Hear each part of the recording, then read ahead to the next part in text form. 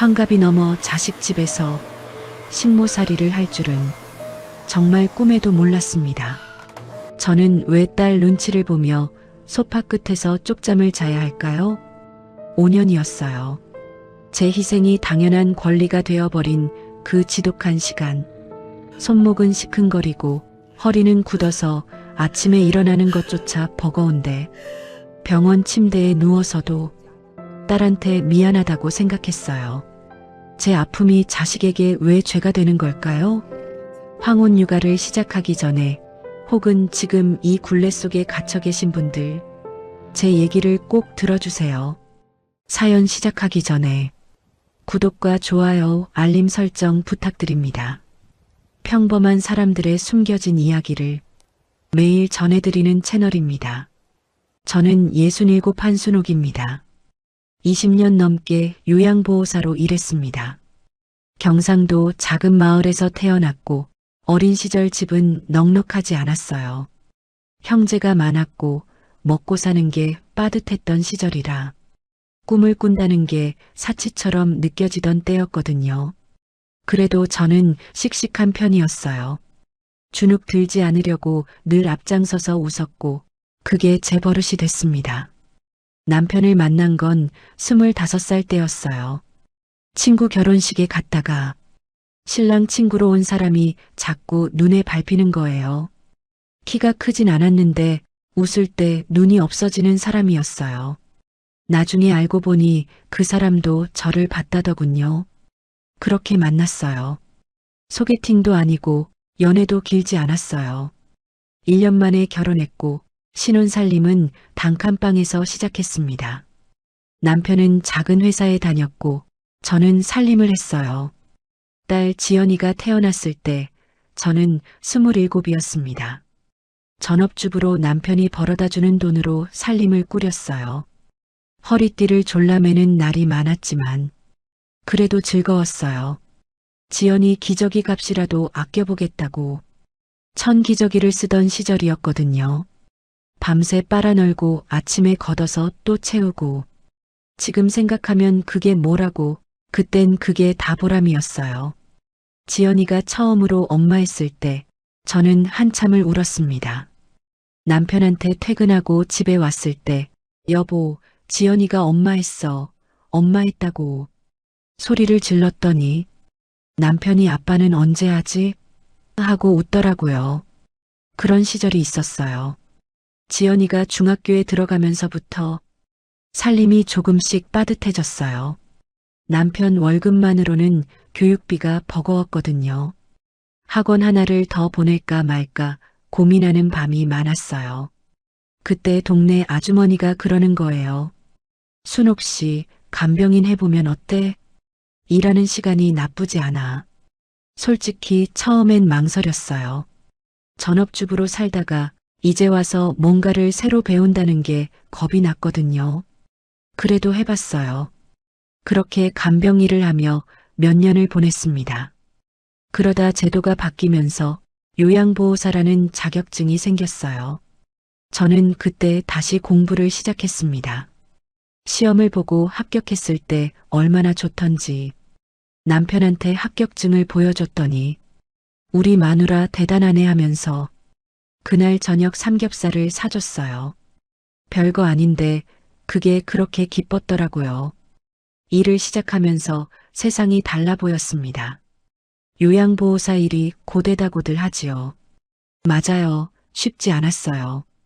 어르신들 목욕 보조를 하고 식사를 챙기고 투약을 확인하고 때로는 말벗이 되어드리는 일이었거든요.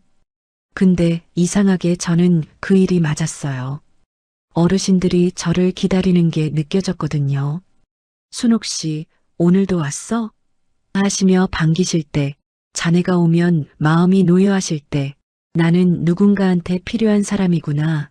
그 마음이 저를 붙잡았어요. 화장도 예쁘게 하고, 가방을 들고, 버스를 타고 출근하는 게 즐거웠습니다.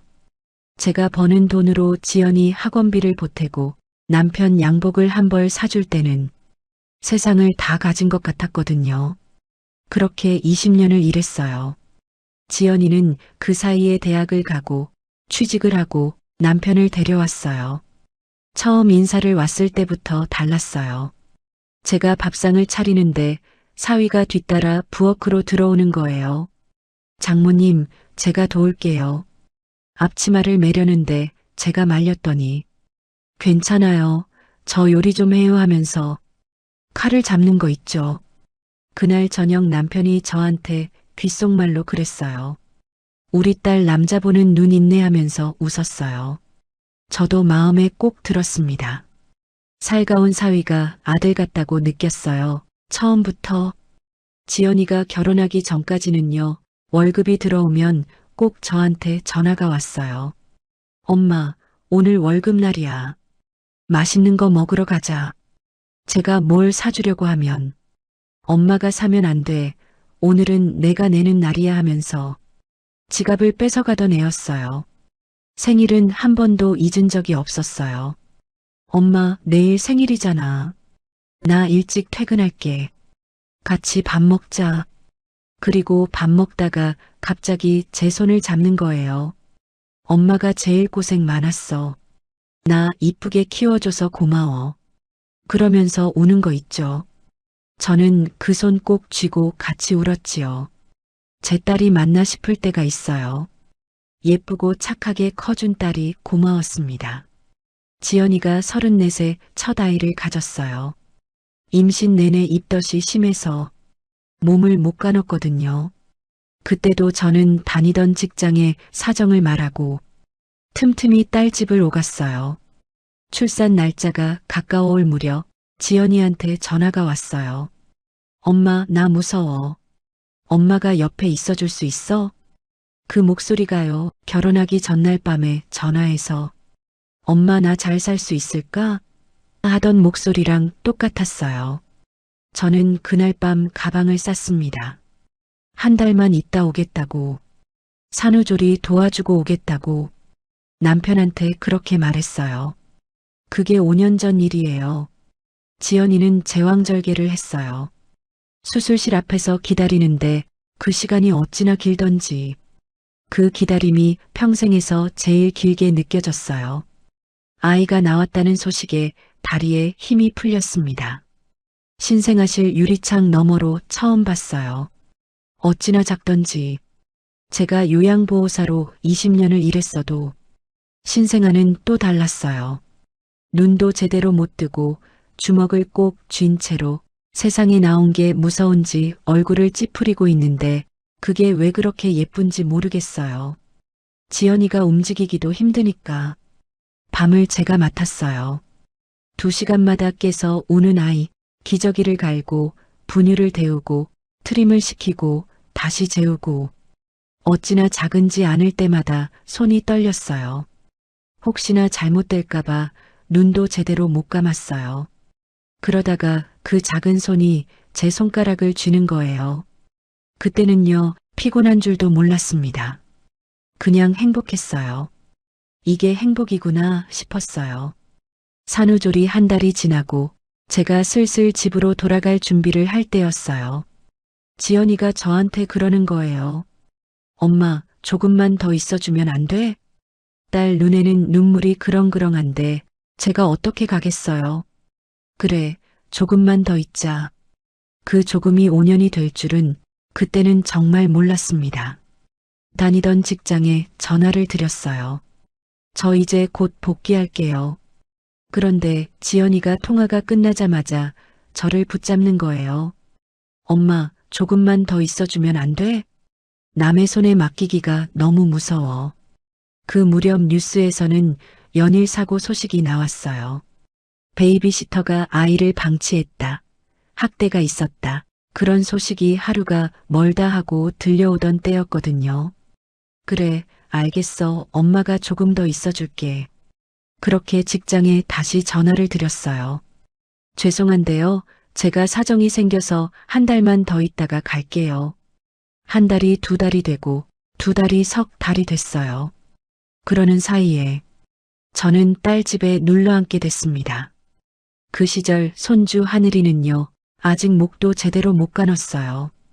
신생아 때보다는 조금 컸지만 여전히 안으면 머리를 받쳐줘야 했고 눕혀놓으면 금방 울었어요. 낮에는 안아야 자고 밤에는 2시간마다 깼어요. 저는 그 아이를 하루 종일 안고 살았어요.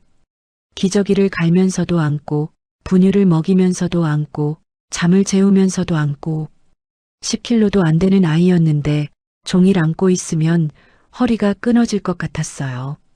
내려놓으면 울었거든요. 아기띠가 저한테는 생명줄이었어요. 손주를 등에 업으면 2손이 자유로워지니까 그 사이에 설거지도 하고 빨래도 넣을 수 있었거든요. 어느 날이었어요. 하늘이를 아기띠에 업고 달래다 보니 아이가 겨우 잠이 드는 거예요. 바닥에 내려놓으면 깰까봐 저는 업은 채로 소파 끝에 아슬아슬하게 걸터 앉았어요. 허리는 끊어질 듯 아팠고 무릎은 시큰거렸어요. 근데 아이 숨소리가 얼마나 고른지 등에서 느껴지는 그 따뜻한 온기가 저를 꼼짝 못하게 하더라고요. 조금만 쉬어야지 하고 눈을 감았는데 제가 그만 고개를 떨구고 쪽잠이 들었어요. 얼마나 잤을까요? 사위가 퇴근해서 문을 여는 소리에 깼어요. 장모님, 주무셨어요? 저는 얼른 고개를 들었어요. 아니, 안 잤어. 그냥 눈 좀 감았지. 사위가 조용히 웃으면서 아무 말 없이 제 옆에 앉아 아이를 받아 안더라고요. 제가 안을게요. 장모님 허리 펴세요. 그 한마디가 그날 제일 고마웠어요. 지연이는 달랐어요. 잠깐 자고 일어나서는 집안을 한번 쭉 훑어보는 거예요.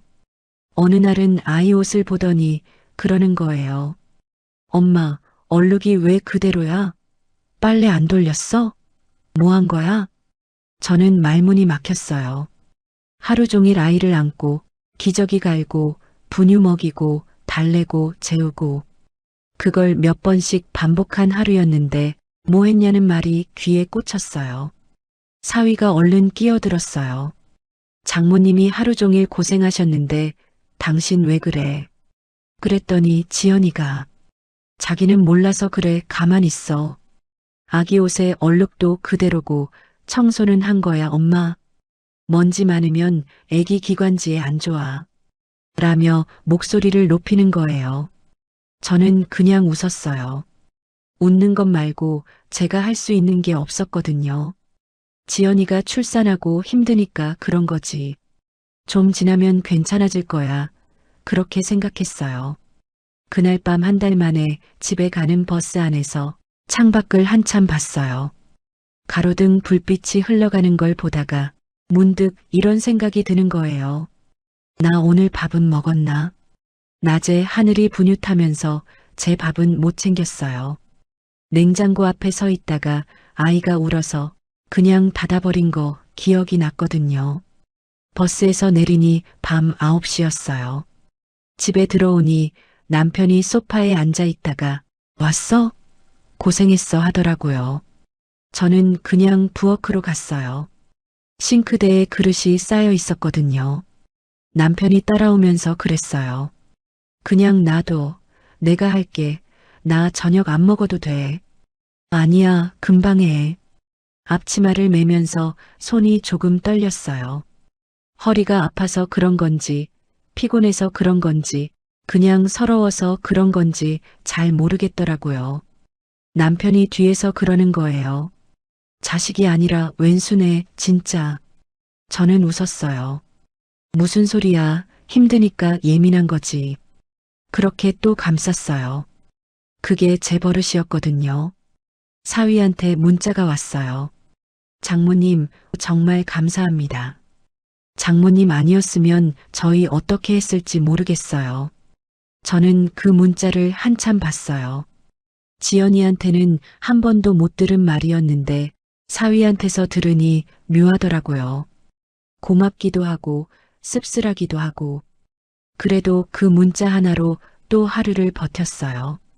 별거 아닌 것 같아도 누군가 알아준다는 게 그렇게 힘이 됩니다. 어느새 통근은 없어진 지 오래됐어요. 처음엔 40분 거리를 버스 타고 다녔는데 딸이 어찌나 붙잡는지 어느 날부터 그냥 거기서 자기 시작했어요. 집에 못 간 날이 며칠씩 이어지면 남편이 전화를 했어요. 언제 와? 조금만 더 있다 갈게. 조금만. 그 말을 입에 달고 살았어요. 하늘이가 새근새근 잠든 얼굴을 보면 가겠다는 말이 안 나왔거든요. 그게 저의 약점이었어요. 그 예쁜 얼굴이. 육아 6개월이 지날 무렵 하늘이가 제 눈을 보고 웃었어요. 방실방실 눈을 찡그리면서 웃는데 그게 어찌나 예쁜지. 저는 그날 남편한테 전화해서 그랬어요. 여보, 우리 하늘이가 웃었어. 이가 하나도 없는데 웃는 게 꼭 우리 딸 닮았어. 남편이 피식 웃으면서 그렇게 이뻐? 사진 좀 많이 보내줘. 그러더라고요. 그때는 그랬어요. 힘들었지만 그 웃음 하나로 다 됐어요. 그게 독이 되는 줄도 모르고 하늘이가 태어나고 계절이 4번 바뀌었어요. 봄에 태어난 아이가 여름을 나고 가을을 지나 겨울을 버티고 다시 봄이 왔어요. 돌잔치를 준비하면서 딸은 며칠 전부터 더 분주했어요. 저는 당일 아침 일찍 가서 손주 옷을 입히고 머리를 빗기고 볼에 로션을 발라줬어요. 지연이는 사위와 함께 홀측과 마지막 확인을 했어요. 저는 그 시간에 손주 곁에 있었고요. 내 손주 첫 생일인데 이 정도 수고는 당연하다 싶었거든요. 돌잔치 자리에서 손주가 돌잡이를 했는데 실을 잡았어요. 다들 웃고 사진 찍고 있는데 저는 그 아이 얼굴을 한참 봤어요. 1년 전 수술실 앞에서 떨면서 기다리던 내가, 이 아이 손가락 하나하나가 다 있나 세어보던 내가, 새벽 2시에 혼자 분유를 타던 내가 이 아이를 여기까지 키웠구나. 그 생각을 하는데 눈물이 나려는 거예요. 얼른 고개를 돌렸어요. 울면 이상하니까. 그날 저녁 다들 돌아가고 나서 지연이가 저한테 왔어요. 엄마 고마워. 엄마 없었으면 우리 어떻게 했겠어. 별거 아닌 말인데 그 말이 가슴에 턱 걸리는 거예요. 1년이 녹는 것 같았어요. 아기띠 메고 쪽잠 자던 것도, 밥도 못 먹고 분유 타던 것도, 얼룩 왜 그대로냐는 말에 말문이 막히던 것도, 별소리를 내 손주인데 저는 그렇게 웃어넘겼어요. 그때가 마지막이었어요. 지연이가 고맙다고 한 게. 돌이 지나고 지연이가 복직을 했어요. 육아휴직이 끝났거든요. 기다리던 어린이집도 드디어 대기가 풀렸다고 했어요. 저는 속으로 생각했어요. 이제 집에 가는구나. 남편한테도 그랬어요. 여보, 이제 곧 나 집에 가. 남편이 그래. 이제 좀 쉬어 했어요. 짐을 조금씩 정리했습니다. 딸 집 서랍에 넣어뒀던 제 옷까지, 화장품, 진통제 한 통. 그런데요, 어린이집이라는 게 처음엔 마음 편한 곳이 아니더라고요.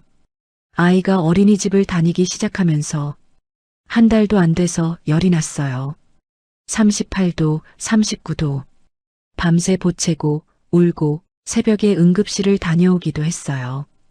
어린이집에서 연락이 오면 누군가 데리러 가야 하는데 지연이는 복직한 지 얼마 안 됐다고 자리를 뺄 수 없다고 했어요. 엄마 미안한데 오늘 우리 하늘이 좀 데려가 줄 수 있어? 저는 또 짐을 쌌어요. 그게 반복됐어요. 감기, 중이염, 장염. 어린이집 다니는 아이들이 다 그렇다고는 하는데 우리 하늘이는 유독 자주 아팠어요. 아이가 아플 때마다 전화가 왔어요. 엄마, 나 오늘 못 봐줘. 좀 봐줄 수 있어? 저는 싫다는 말을 못했어요. 아픈 손주 얼굴이 눈에 밟혔거든요. 그렇게 또 한 달이 지나고 2달이 지나고 집에 가겠다는 말은 점점 꺼내기가 어려워졌어요. 손주가 어린이집에 가 있는 시간 저는 쉴 수가 없었어요. 딸 집 싱크대에는 그릇이 쌓여 있고 세탁기 안에는 빨래가 기다리고 저녁엔 사위가 퇴근하니까 국이라도 끓여야 할 것 같고 육아를 하러 온 건지, 딸네 집 가사 도우미를 하러 온 건지. 경계가 사라진 지 오래였어요. 어느 날 손주를 어린이집에 보내고 잠깐 앉았다가 거울을 봤어요. 화장기 없는 얼굴, 머리카락은 자를 새도 없이 자라있고 눈 밑에 그늘이 내려앉아 있었어요. 예전에 화장도 예쁘게 하고 가방 들고 출근하던 사람이 어디 갔나 싶더라고요. 요양보호사 시절엔 어르신들이 저를 보고 순옥 씨 오늘 예쁘네 하셨거든요. 그 말이 그렇게 좋았는데 이제 저한테 이름을 불러주는 사람이 없어요. 하늘이 할머니, 엄마, 장모님. 순옥이는 어디 갔는지 그 무렵부터였어요. 이유도 없이 눈물이 나는 날이 생겼어요. 손주를 재워놓고 부엌에서 혼자 설거지를 하다가 혼자 펑펑 울었습니다. 서럽다기보다는 공허한 거예요. 내가 지금 뭘 하고 있지? 내 인생이 어디로 갔지? 그 질문에 답을 못 하겠는 거예요. 딸한테 전화해서 말하고 싶었어요. 엄마 요즘 좀 힘들어 라고. 근데 지연이는 퇴근하고 오면 늘 바빴어요. 씻고 제가 차려놓은 밥 먹고 핸드폰 보고 엄마 요즘 어때? 라고 한 번도 먼저 묻지 않았어요. 예전엔 엄마 요즘 뭐 먹고 싶은 거 없어? 많이 힘들지 고마워 하던 애였거든요. 근데 그 말들이 다 어디 갔는지 묻고 싶었지만 묻지 않았어요. 대답이 돌아오지 않을까봐. 그러던 어느 날 하늘이가 두 발로 서서 한 발짝 한 발짝 내딛는데 그게 어찌나 신기하던지. 처음 혼자 걸음마를 뗀 날 저는 손뼉을 치면서 하늘아 잘한다 잘한다 소리를 질렀어요. 하늘이가 제 박수 소리에 깜짝 놀라서 주저앉더니 금방 또 일어나서 걷는 거예요. 그 모습이 어찌나 기특하던지. 저는 그날도 남편한테 전화를 했어요. 여보, 하늘이가 오늘 걸었어. 혼자 걸었다고. 남편이 그래, 잘 됐네. 근데 당신은 언제 와? 하더라고요. 웃었어요. 대답은 못했습니다. 걷기 시작하니까 더 힘들었어요. 기어다닐 때는 그나마 눕혀놓으면 있었는데 걷기 시작하니까 온 집안을 돌아다니는 거예요. 서랍을 열고 화분을 건드리고 계단 앞에 가서 서고 한시도 눈을 뗄 수가 없었어요. 화장실도 하늘이 재워놓고 잠깐 다녀오는 게 전부였어요. 그 무렵부터였어요. 몸이 더 안 좋아지기 시작한 게. 하늘이를 안아 올릴 때마다 손목에서 뭔가 뚝 끊어지는 느낌이 났어요. 처음엔 그냥 자고 나면 낫겠지 했어요. 그런데 안 나았어요. 점점 더 힘들어졌습니다. 병원에 가볼 틈이 없었어요. 하늘이를 어린이집에 보내놓고 가면 되는데 어린이집 갔다가 또 연락이 오고 데리러 갔다가 집에 오면 오후가 다 지나가고 하늘이랑 집에 오는 길에 겨우 약국에 들러 파스를 사다가 붙였어요. 손목에, 어깨에, 허리에. 어느 날 아침에 일어나는데 허리가 굳어서 못 일어나겠는 거예요. 바닥에 손을 짚고 겨우 일어섰어요. 하늘이가 옆에서 자다가 깨서 할미 할미 하고 부르는데 저는 허리를 펴지도 못하고 그래 하늘아 일어났어? 했어요. 그날도 지연이가 퇴근하고 들어오면서 그랬어요. 엄마 파스 냄새 왜 이렇게 심해? 환기 좀 시켜. 하늘이 눈 아프겠다. 인사도 없었어요. 가방을 소파에 던지면서 바로 그 말이었어요. 저는 아무 말도 안 했습니다. 지연이가 부엌 들어가면서 또 그러는 거예요. 엄마, 저녁 뭐야? 하늘이 밥은 먹였어? 응, 먹였어. 뭐 먹였는데? 미역국이랑 밥. 엄마, 하늘이 미역 별로 안 좋아하잖아. 그것도 몰라. 저는 그냥 돌아섰어요. 밤에 하늘이를 재우고 저는 욕실에 들어갔어요. 거울을 보는데 어깨가 한쪽이 내려가 있었어요. 파스를 어깨에 붙이면서 손목이 얼마나 아픈지 손가락에 힘이 없어서 파스 때는 종이를 뜯는 것도 버거웠어요. 차라리 죽는 게 편하겠다. 그 말이 입 밖으로 나오려는 걸 얼른 삼켰어요. 아픈 내색을 하면 안 될 것 같아서 남편이 알게 된 건 그로부터 얼마 안 돼서였어요. 남편이 자기 전에 한 번씩 밤마다 전화를 했거든요. 그날도 전화가 왔는데 저는 받자마자 말이 안 나왔어요. 그냥 조용히 있었어요. 남편이 왜 무슨 일 있어? 라고 물었어요. 저는 아니, 아무것도 아니야 그랬는데 남편이 한참 가만히 있더니 당신 울어? 하는 거예요. 울고 있었어요. 저도 몰랐어요. 눈물이 그냥 흐르고 있었던 거예요. 아니야, 안 울어. 당신 목소리만 들어도 다 알아. 아무 말도 못했어요. 한참 있다가 전화를 끊었어요. 다음 날 남편이 딸 집으로 왔어요. 아무 말 없이 와서 제 손을 잡더라고요. 손이 이게 뭐야? 손목에 파스 자국이 남아 있었어요. 남편이 한참 그 손을 보다가 아무 말도 안 했어요. 그냥 꼭 쥐고 있었어요. 그날 저녁 지연이가 퇴근하고 집에 와서 절 보자마자 엄마 오늘은 집에 가면 안 돼.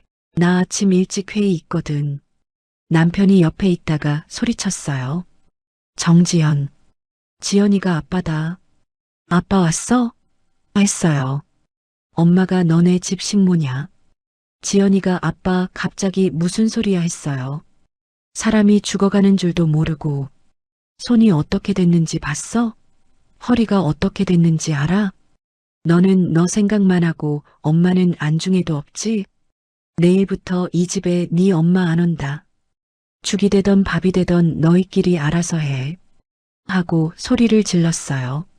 순간 집안이 조용해졌어요. 저는 아무 말도 못했어요. 고맙기도 하고 미안하기도 하고 그냥 눈물이 나왔어요. 남편이 저한테 그랬어요. 짐 싸. 오늘 내려가. 저는 하늘이가 있는데 했어요. 남편이 한숨을 쉬면서 당신은 그게 문제야 라고 그러더라고요. 맞는 말이었어요. 저도 알았어요.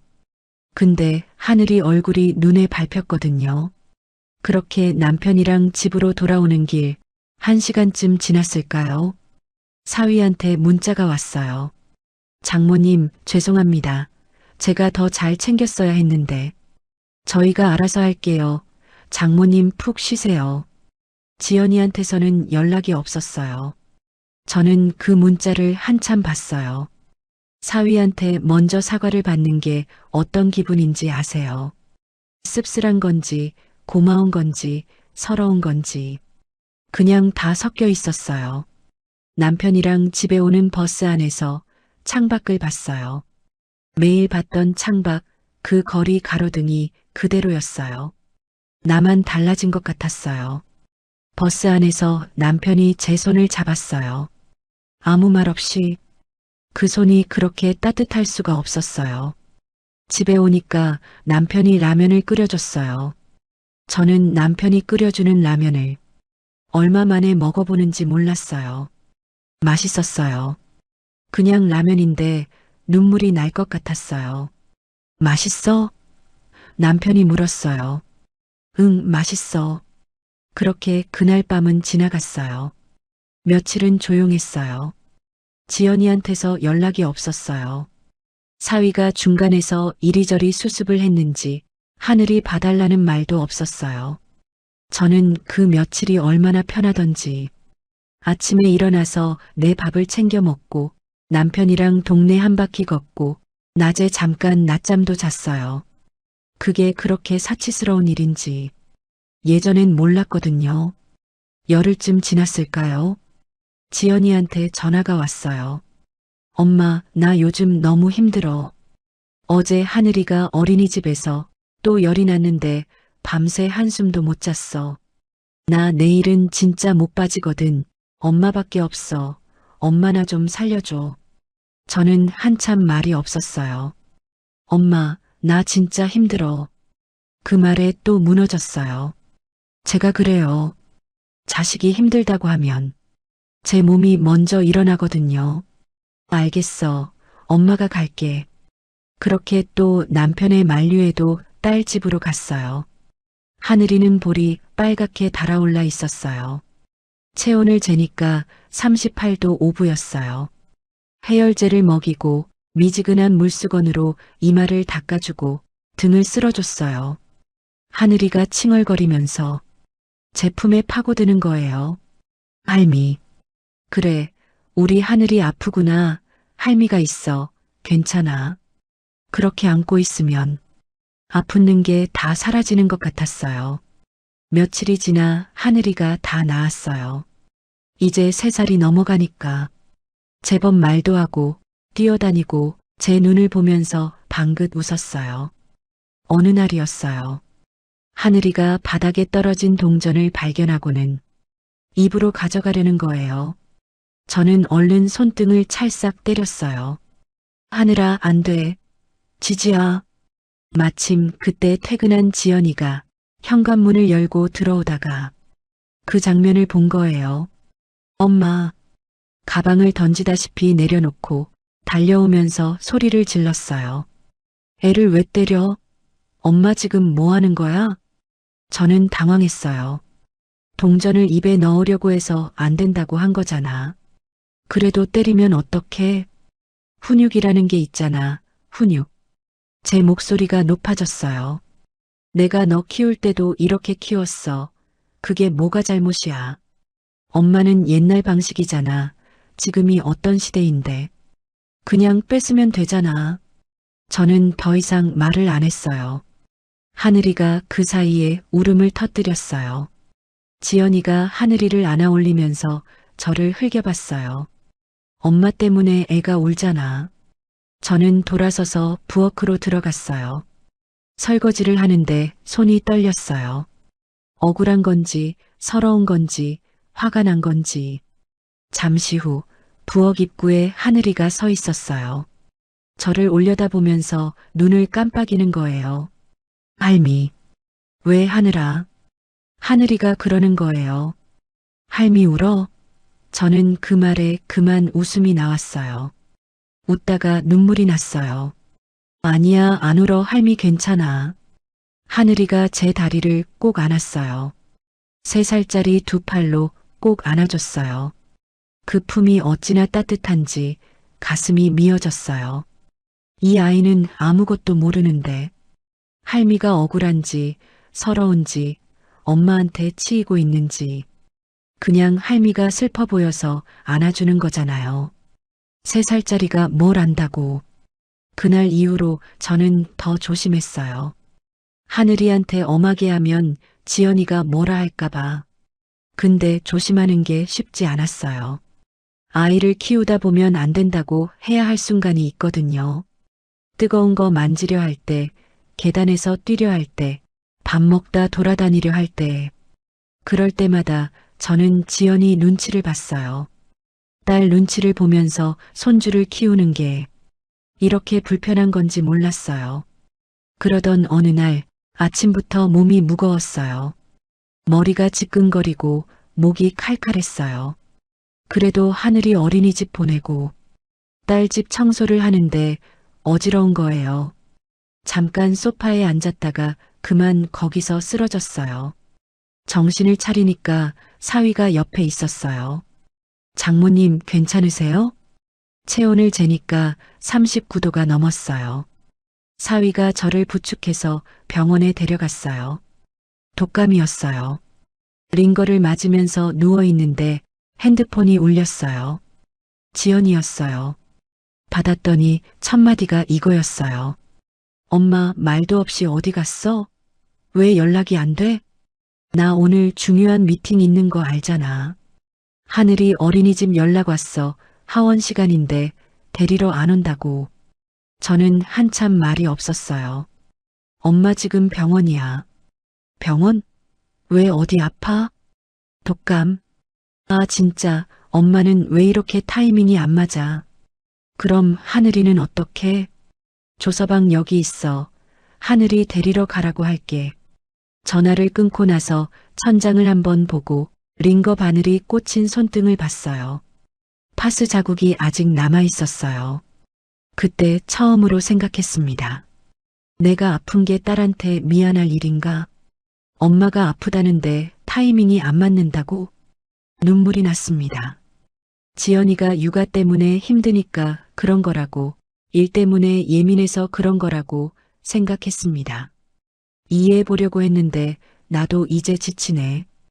그 말이 처음으로 가슴 안에서 올라왔어요. 사위가 커튼 너머에서 지연이한테 전화하는 소리가 들렸어요. 당신 지금 그게 장모님한테 할 말이야? 장모님이 병원에 계신데 괜찮으시냐고 먼저 물어야지. 하늘이는 내가 데리러 가면 되잖아. 당신이 잘못한 거야. 낮고 단호한 목소리였어요. 평소에 늘 중간에서 웃으면서 넘기던 사위가 처음으로 그 말을 하는 거였어요. 저는 눈을 감았어요. 고마웠어요. 그리고 이상하게 눈물이 멈추질 않았습니다. 사위가 커튼을 걷고 들어왔어요. 장모님, 제가 하늘이 데리러 갈게요. 저희가 알아서 할 테니까 걱정 마세요. 저는 고개를 끄덕였어요. 하늘이 나한테 오면 안 돼. 독감이잖아. 옮으면 어떡해. 사위가 저희 걱정은 마시고 푹 쉬세요. 죄송해요. 응, 얼른 가봐. 하늘이 기다리겠네. 사위가 가고 난 뒤 남편에게 전화를 했습니다. 남편이 1시간 만에 왔어요. 커튼을 걷고 들어오면서 저를 보더니 아무 말도 안 했어요. 그냥 제 옆에 앉았어요. 링거가 다 들어갈 때까지 아무 말도 안 하고 옆에 있었어요. 집으로 내려오는 차 안에서도 한동안 말이 없었어요. 창밖을 보다가 남편이 그러더라고요. 당신 이제 그만해. 저는 아무 말도 안 했어요. 나 더 이상은 못 참아. 집에 도착해 소파에 앉으니 남편이 죽을 끓여줬어요. 야채죽이었어요. 저는 그 죽을 받아들고 한참 내려다봤어요. 언제 마지막으로 누가 저한테 밥을 챙겨줬는지 기억이 잘 안 났거든요. 맛있어? 남편이 물었어요. 응, 맛있어. 남편이 많이 먹어 하고는 부엌으로 들어갔어요. 저는 그 뒷모습을 보면서 처음으로 이런 생각을 했어요. 나 살아있구나. 내 자리가 여기였는데. 그리고 사흘을 알았어요. 그 사흘 동안 지연이한테서 전화가 한 통 왔어요. 엄마, 좀 어때? 좀 나아지고 있어. 다행이다. 근데 엄마 언제쯤 올 수 있어? 하늘이가 엄마 찾아. 저는 말이 안 나왔어요. 하늘이가 나를 찾는 건지, 딸이 나를 찾는 건지. 좀 더 있다가 갈게 하고 전화를 끊었습니다. 전화를 끊고 남편한테 말했더니 남편이 아무 말 없이 저를 봤어요. 그 눈빛이 다 말하고 있었어요. 며칠 뒤 방 정리를 하다가 오래된 가방을 꺼냈어요. 요양보호사로 일할 때 들고 다니던 가방이었어요. 안에 낡은 수첩이 있었어요. 펼쳐보니 담당 어르신들 이름, 좋아하시는 음식, 드시면 안 되는 약, 오늘 기분이 어떠셨는지 꼼꼼하게 적혀 있었어요. 김씨 어르신은 된장찌개를 좋아하시고 목욕할 때 물이 너무 뜨거우면 싫다고 하셨고 이씨 어르신은 화요일마다 아들 생각에 우신다고. 저는 그 수첩을 한참 봤어요. 나는 일하면 이렇게 최선을 다해 열심히 살았구나. 우리 지연이는 엄마 요즘 뭐 먹고 싶어? 한 번이라도 물어봤나? 많이 힘들지. 한 번이라도 먼저 말해줬나? 고마워. 그 말이 마지막이 언제였나? 그 말들이 어디 갔는지 수첩을 덮었어요. 그날 밤 남편이 옆에 앉으면서 이제 어떻게 할 거야 물어봤습니다. 저는 한참 있다가 그랬어요. 말해야지 지연이한테. 남편이 무슨 말 하려고 물었어요. 그만하겠다고. 아니면 내 조건을 들으라고. 남편이 저를 봤어요. 처음 보는 표정이었어요. 놀란 건지 다행인 건지 아니면 둘 다인 건지 잘 생각했어 하더라고요. 딱 그 한마디였어요. 근데 그 한마디가 5년 만에 제일 든든했어요. 며칠을 생각했어요. 무슨 말을 해야 하나, 어떻게 말을 꺼내야 하나. 따지는 것도 싫고 울면서 하소연하는 것도 싫었어요. 그냥 담담하게 내가 지쳐 있다는 거, 이대로는 안 된다는 거, 그걸 말하고 싶었어요. 딸이 나쁜 사람이어서가 아니라 이 방식이 잘못됐다는 걸 지연이도 알아야 한다 싶었어요. 지연이한테 전화를 했어요. 지연아, 엄마 할 말 있어. 조서방도 같이 있으면 좋겠어. 이번 주말에 잠깐 올 수 있어? 지연이가 잠깐 뜸을 들이다가 무슨 일이야? 엄마가 오면 안 돼? 하더라고요. 안 돼, 너가 와. 오면 얘기할게. 전화를 끊고 나서 남편이 옆에 있었어요. 잘했어 하더라고요. 저는 그제야 숨을 한번 크게 쉬었어요. 5년 만에 처음으로 제가 먼저 뭔가를 결정한 것 같았어요. 주말이 오전 지연이랑 사위가 집으로 왔어요. 하늘이도 함께. 하늘이가 현관 들어서자마자 할미 하고 달려오는 거예요. 저는 그 아이를 안았어요. 꼭 안으면서 이 아이 때문에 5년을 버텼구나. 이 아이 때문에 또 흔들릴 수도 있겠구나. 그 생각이 동시에 들었어요. 하늘이를 남편한테 맡기고 저는 지연이랑 사위와 마주 앉았어요. 예전 같으면 미안한 표정을 지었을 거예요. 엄마가 좀 힘들어서 하면서 눈치를 봤을 거예요. 근데 그날은 달랐어요. 엄마 오늘부로 육아 그만할게. 아니면 내 조건을 들어. 지연이가 당황한 표정으로 저를 봤어요. 사위는 조용히 고개를 끄덕였어요. 저는 그 두 사람을 보면서 처음으로 죄책감이 없었어요. 엄마, 갑자기 그게 무슨 소리야? 하늘이는 어떡하고? 저는 흔들리지 않았어요. 하늘이 때문에 못 그만둔다는 거. 엄마도 알아. 그러니까 조건을 얘기하는 거야. 지연이가 사위를 봤어요. 사위는 아무 말 없이 저를 봤어요. 제가 말했습니다. 아침 8시에 가서 하늘이 등원시키고 오후 5시에 하늘이 하원시키고 엄마는 집으로 올 거야. 그 이상은 못해. 그리고 너희 집 청소랑 빨래는 엄마 일이 아니야. 엄마는 육아만 할 거야. 일주일에 한 번은 엄마 쉬는 날로 정해줘. 그날은 너희가 알아서 해. 그리고 수고비 매달 정해진 금액으로 줘. 미안하다고 가끔 가다가 봉투 찔러주는 거 말고. 지연이 얼굴이 굳었어요. 엄마, 돈 얘기까지 해야 해? 가족끼리? 저는 그 말에 지지 않았어요. 가족이니까 더 정확하게 해야지. 가족이니까 괜찮겠지 하다가 엄마가 여기까지 온 거잖아. 엄마도 하늘이 보기 전까지 일하던 사람이야. 사위가 먼저 입을 열었어요. 장모님 말씀이 맞습니다. 제가 진작 챙겼어야 했는데 죄송합니다. 지연이가 사위를 봤어요. 자기도 엄마 편이야? 편이 어딨어. 장모님 말씀이 맞는 거지. 지연이가 입을 다물었어요. 한참 침묵이 흘렀어요. 그때 사위가 자리에서 일어나더니 책장 쪽으로 갔어요. 거기 오래된 액자 하나를 가져오더라고요. 사위가 그걸 지연이 앞에 놓았어요. 한번 봐봐. 지연이가 멀뚱히 보다가 액자를 들었어요. 제가 화장도 예쁘게 하고 환하게 웃고 있는 사진, 그리고 책장에 진열된 앨범 하나를 가지고 와서 하나씩 넘겨보더라고요. 동료들이랑 찍은 사진, 어르신들이랑 찍은 사진. 지연이가 한 장 한 장 넘기다가 손이 멈췄어요. 그 사진은요, 지연이 결혼식 날. 저랑 지연이가 함께 찍은 사진이었어요.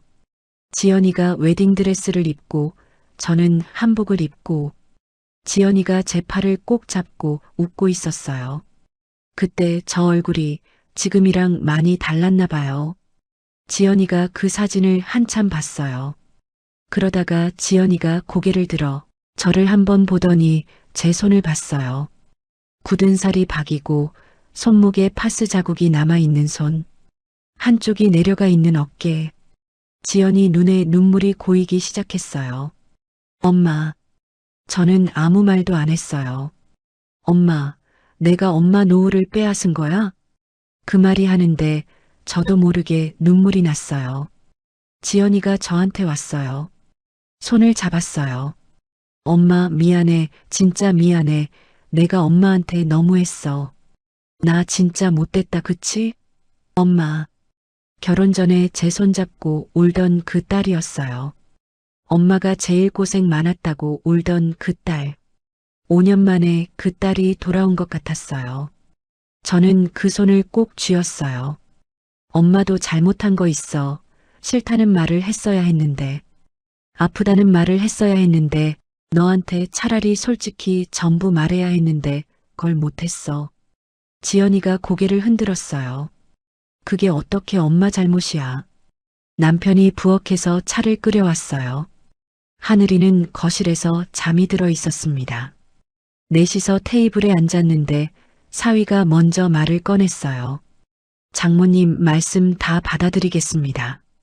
8시에서 5시 가사는 별개, 일주일에 한 번 쉬는 날, 용돈은 저희가 매달 부족하지 않게 드리겠습니다. 그리고 덧붙였어요. 그리고 장모님, 앞으로는 제가 더 자주 연락드릴게요. 요즘 어떠세요? 라고 그 말을 제가 먼저 했어야 했는데, 저는 그 말에 또 눈물이 날 뻔했어요. 지연이가 사위 손을 잡더니 저한테 그랬어요. 엄마, 나 결혼하고 나서 많이 변했지? 저는 솔직하게 말했어요. 응, 변했어. 지연이가 고개를 끄덕였어요. 나도 알아. 근데 몰랐어. 이렇게까지 내가 최악일 줄은. 지연아. 응. 엄마는 지연이가 나쁜 사람이라고 생각 안 해. 그냥 많이 힘들었던 거지. 근데 엄마도 힘들었어. 그걸 이제야 말하는 거야. 지연이가 다시 울었어요. 그날 밤 지연이네가 가고 나서 저는 남편이랑 나란히 앉아 있었어요.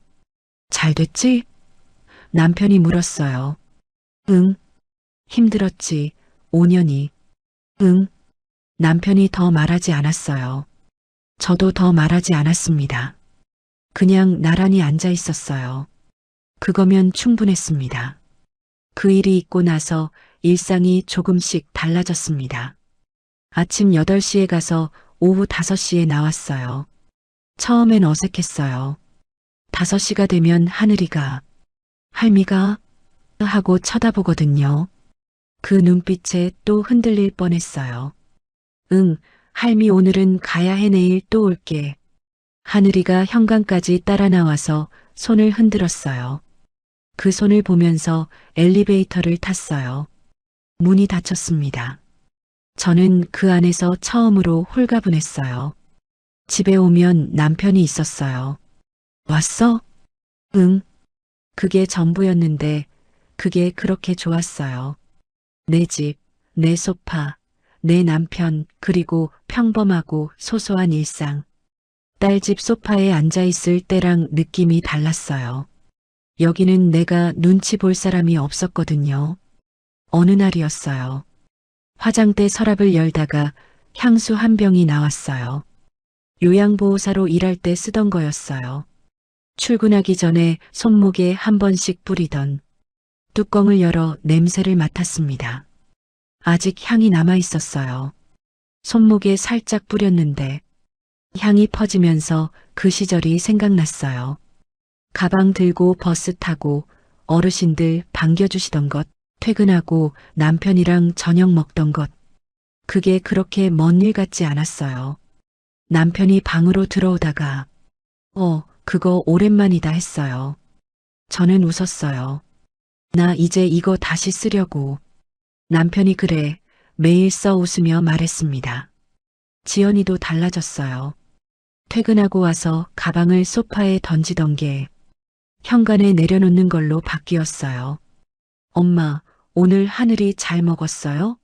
하던 게 엄마, 오늘 힘들지 않으셨어요? 로 바뀌었어요.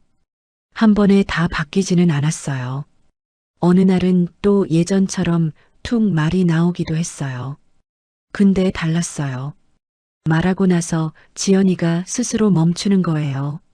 엄마, 내가 또 그랬지? 미안해. 그 말이 나올 줄은 몰랐어요.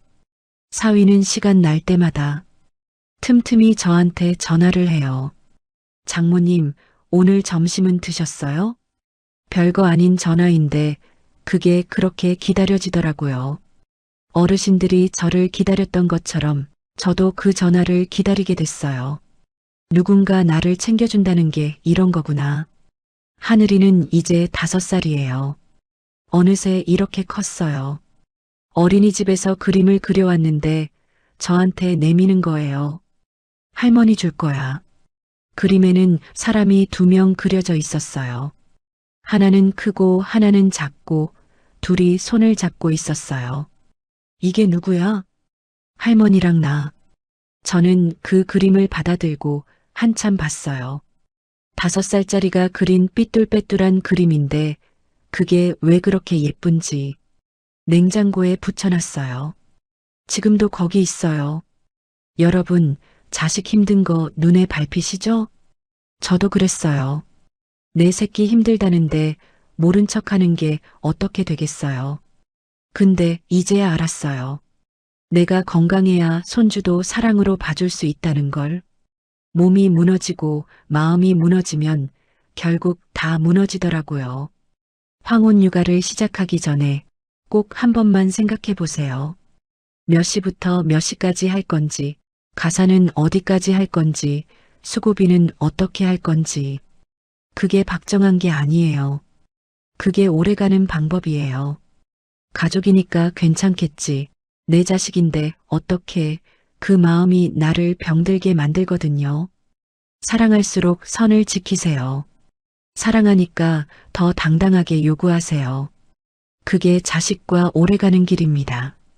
저는 요즘 다시 화장을 해요. 출근은 안 하지만 아침에 일어나서 거울 앞에 앉아요. 로션 바르고 눈썹 그리고 향수 한번 뿌리고 남편이 어디가? 하면 아무데도 안 가. 그냥요 하면 남편이 웃어요. 저도 함께 웃습니다. 별거 아닌데 그게 그렇게 좋아요. 착한 엄마 하느라 나를 죽이지 마세요. 우리 인생도 귀하거든요. 오늘부터 파스 냄새 말고 여러분이 좋아하는 향기로운 냄새 맡으며 사셨으면 좋겠어요. 그게 제가 드릴 수 있는 제일 진심 어린 말이에요. 지금 이 순간에도 손주 곁에서 하루를 버티고 계신 분들, 밥도 제때 못 드시고 허리 아픈 것도 참으시면서 그래도 그 작은 손 놓지 못하시는 여러분, 오늘 하루도 정말 고생 많으셨어요. 제 이야기가 조금이나마 와닿으셨다면 구독과 좋아요 버튼으로 응원 부탁드립니다. 여러분의 노후에 평안이 깃들기를 진심으로 기원합니다. 끝까지 시청해 주셔서 감사합니다.